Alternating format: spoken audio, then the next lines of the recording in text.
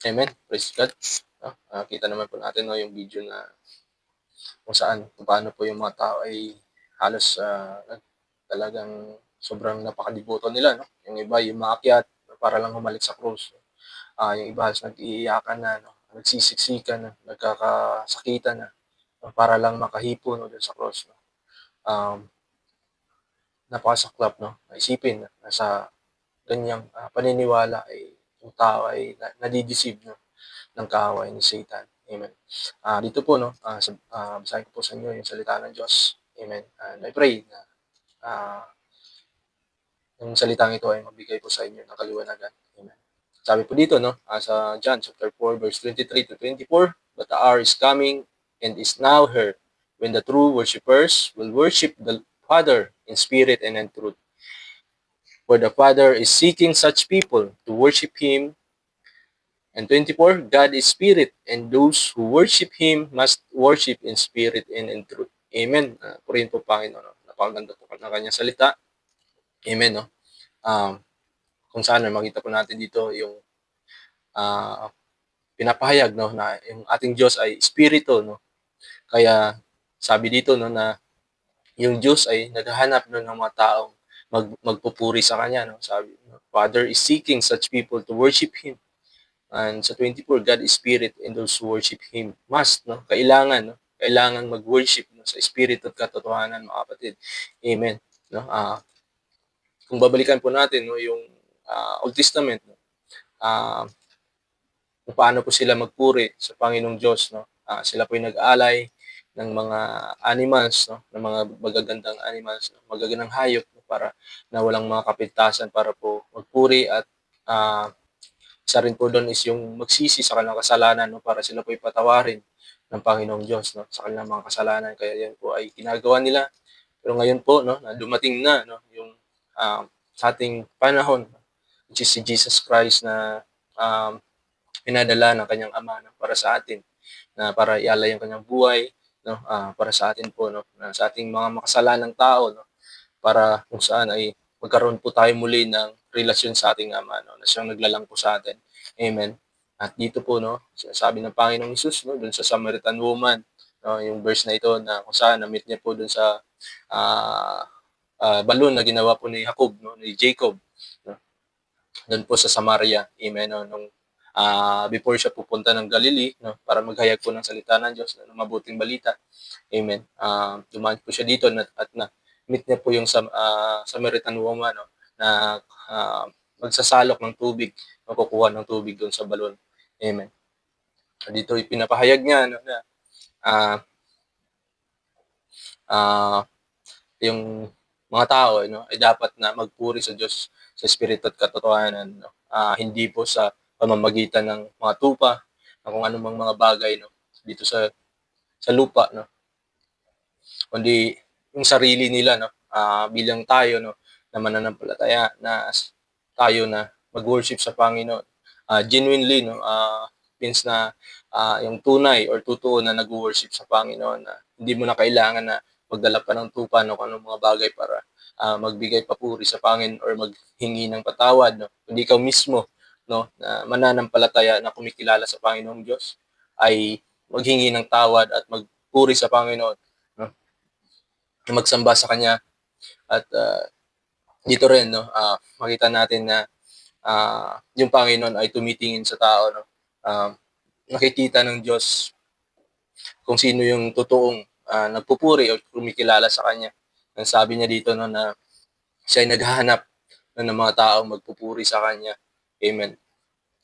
Kaya, 'no, bilang tao, 'no, kailangan po natin talaga maging tunay yung ating, pananampalataya sa Diyos dahil nga po hindi po, nakakalugod sa Panginoon, 'no, 'pag yung puso mo, yung isip mo, 'no, ay hindi tunay na kumikilala sa Diyos, malapit ka lang dahil may kailangan ka sa Kanya, 'no, ah, may mga pangangailangan ka, 'no, hindi dahil na gusto mong sumunod sa Diyos, 'no. Kaya gano'n po yung nangyayari ngayon, 'no, do'n sa may, maraming tao na lumalapit, 'no, makita mo do'n, ah, halos makita mo manginginom, mga sabungero, 'no, iba do'n yung iba pa nga na meron pang nagbebenta ng droga, 'no, anumang mga bagay, 'no.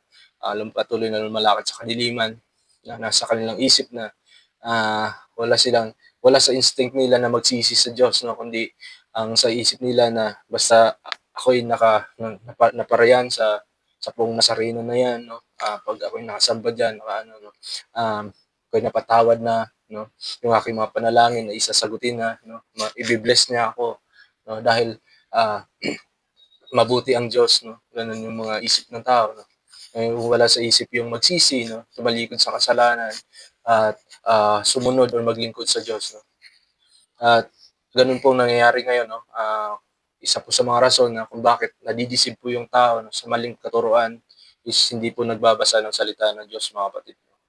Ito po ay isang napakadelikado, 'no, na, sumusunod ka lang sa isang pananampalataya na hindi mo sure kung ikaw ba'y maliligtas or hindi, 'no.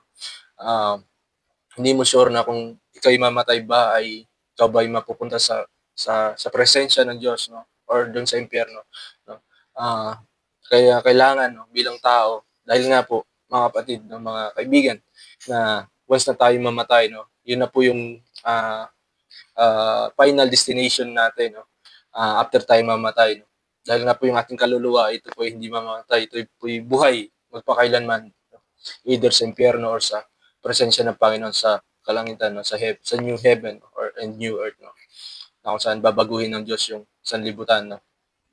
At dun po mga kapatid, 'no, kung ikaw po ay, ah, ah, um, may care ka, 'no, sa iyong kaluluwa, 'no, mahal mo ang iyong sarili, mahal mo yung pamilya, 'no, buksan mo ang iyong isipan mga kapatid, 'no. Buksan mo sa katotohanan, 'no, panalangin mo sa Diyos, 'no. Ang Diyos po ay nakikinig mga kapatid, hindi mo kailangan na may santo sa iyong harapan, 'no, may imahe sa iyong harapan kasi napakalaki po ng ating Diyos, makapangyarihan po yung ating Diyos mga kapatid, 'no. Imagine, sumakay ka nga lang ng eroplano, 'no, kung titignan mo nga po yung, sa baba, 'no, na halos napakalit na, halos masakop mo na ng iyong mata, 'no, yung earth, 'no. Malawak na ang iyong masasakupan. Paano pa kung nandun ka, 'no, sa outer space na makita mo yung creation ng Panginoon na napakalaki mga kapatid, 'no. At yung Panginoon natin ay sovereign mga kapatid, 'no. Wala po siyang limit, 'no. Ah, yung kanyang kapangyarihan ay hindi po masusukat mga kapatid. Kaya yun po, 'no, huwag niyo pong questionin, 'no, yung Panginoong Diyos, 'no, na kung ano man po yung kanyang kayang gawin. Hindi niyo po kailangan na kailangan may nasa harapan niyo para sabihin na, may sinasamba kayong Diyos. Hindi po mali po 'yun mga kapatid. Dahil napaklara po dito sa salita ng Diyos na yung ating Diyos ay espiritu, 'no, ay hindi po siya rebulto, hindi po siya imahe, 'no. Kung makita po natin, 'no, ibalik na lang po ninyo, 'no, doon sa mga disciple, 'no, kung sila po inutusan ng Panginoon Diyos na maghayag ng salita, 'no, ng salita niya, ng, gospel, 'no. Hindi niya po inutos na maggawa kayo ng imahe ng Diyos, 'no, para inyong sambahin, para, isang, paalala na meron kayong Diyos na sinasamba. Hindi mga kapatid, 'no. Sila po ay sinabihan o inutusan na, "Go therefore and make disciples all nations." 'No. Hindi po sila sinabihan na gumawa ng mga rebulto, ng mga imahe, 'no, para, sundin nila at i-apply nila yung mga ritual na ginagawa noon, 'no, mag-alay ng mga hayop, 'no. Hindi na po 'yun mga kapatid dahil nga po yung final, 'no, na nag-alay ng buhay, 'no, para sa ating kasalanan ay walang iba kundi ang Panginoong Hesus. Kaya paniwalaan niyo mga kapatid yung salita ng Diyos, dahil nga po kung hindi kayo maniwala mga kapatid, marami po sa inyo yung mapupunta sa impyerno, yan po yung totoo, yan po yung tunay at yan po yung nasa salita ng Diyos. Kaya po mga kapatid, ito po sa buhay niyo po, 'no, salita ng Diyos, basahin niyo po, 'no. Huwag po kayong magpalinlang sa mga, pinapahayag lamang ng mga pare, mga kapatid, 'no. Dahil po ay wala po iba silang ninanais kundi yung kanila lang kapakanan, 'no, kanila lang bulsa o kanila lang, pamumuhay, 'no, nasa marangyang pamumuhay, 'no. Wala po silang pakialam, 'no, na yung mga tao ay nalilinlang, yung mga tao ay lulong sa droga, yung mga tao ay, ah, ah, ah, addict, 'no, sa mga, gambling, sa anumang bagay, 'no, na pagka pumunta ng simbahan, 'no, pagka makahingi lang ng tawad, 'no, makapag, ah, confess lang dun sa pare, okay na, tapos balik na naman, 'no, wala pong genuine na pagkilala, wala pong genuine na na na na pagbabago, 'no. Kasi yung isang tunay na mananampalataya mga kapatid ay meron pong genuine na pagbabago, 'no, sa kanyang buhay, sa kanyang pag-iisip, 'no, sa kanyang, um paglalakad dito sa mundo 'no, na kung saan 'pag siya po nakakilala sa Panginoon yung palagi niyang iniisip 'no, na yung buhay niya ay maging kalugod-lugod sa Panginoon. Yun po mga kapatid, ah, ito na po yung panahon dahil nga po 'pag hindi po kayo maniwala 'no, hindi po kayo sumunod sa Panginoon, hindi po kayo kumilala, mararanasan niyo po muli 'no, patuloy na maranasan ng bansang Pilipinas at even man sa ibang bansa, no, yung mga dilubyo, no, yung mga lindol, yung mga bagyo, no, dahil nga po, isa po 'yun sa mga kaparaanan ng Panginoon 'pag yung tao ay talagang napakatigas na ano, hindi na talaga naniniwala, marami na yung, ibinagmamak sa kanyang pangalan 'no. Kaya wala po siyang ibang gawin kundi yung parurusahan 'no, yung isang bansa. Kaya yun po mga kapatid, encouragement sa bawat isa 'no, huwag po kayong magpalinlang, panalangin po kayo, magbasa ng salita ng Diyos, nandiyan po sa salita ng Diyos yung katotohanan mga kapatid. Kaya yun lamang po mga kapatid, God bless po sa lahat. Amen.